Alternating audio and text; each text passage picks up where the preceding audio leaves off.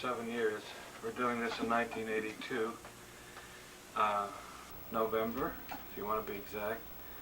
And like I've said many times, being on the inside is an extra pleasure, and familiarity does not breed contempt, it breeds awe and further appreciation of my boss's skills.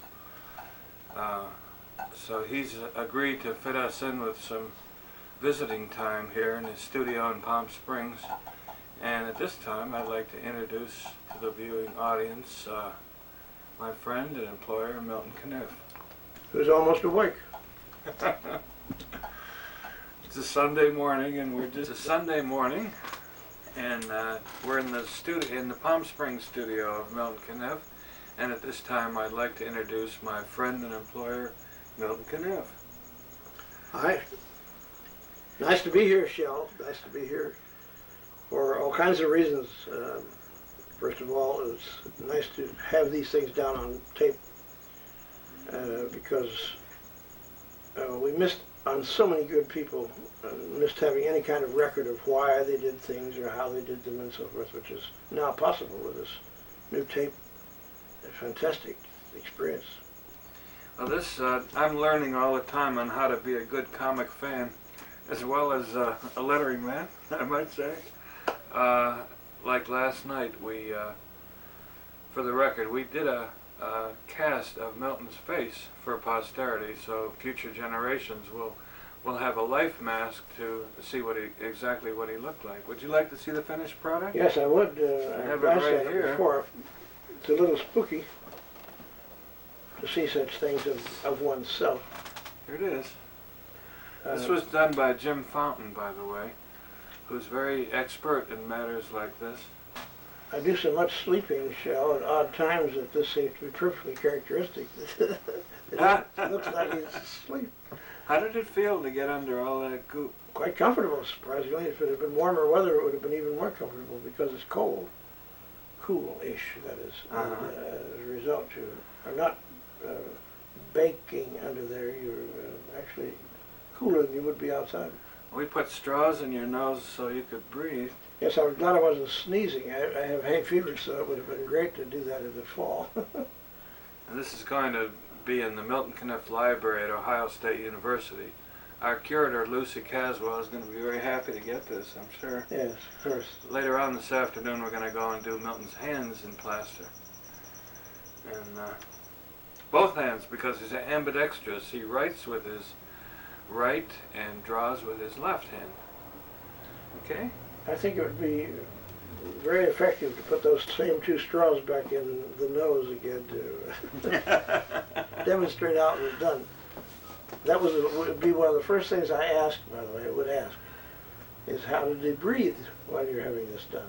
And, of course, it's reasonably obvious, but nevertheless.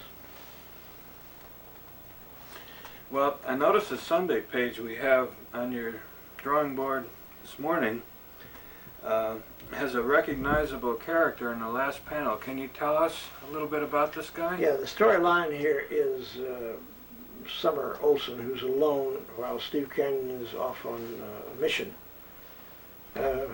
Answers the doorbell, which is a no-no in their household, but she thinks it's the grocery boy. And admits under pressure character such as you see here, if you can see it, Tom, can you? Yes, I can. This character looks like the kid in The Kid, the movie The Kid, because it's built around that very character, except he has a beard now. Jackie Coogan lives nearby, and in conversation once he asked me, why don't you put me in your comic strip? So we never do things by halves. He's also in there as the bad guy as well as the good guy. This is the cop, and the other one is the robber. And they're both Coogan. Once when he was a kid, that is the image, and the other is the way he looks now, as a detective lieutenant. So if he would have enjoyed one shell, he sure enjoyed double, since he's in there twice. And actors like to play two parts here. Yes, I think. Such as Coogan, who made such a great splash as the Kid with Charlie Chaplin. I found it very difficult to do anything even close to that in later life. He's had a good career. He's never had the smash individual hit that was, and it remains to this day as a classic of its kind. It does indeed.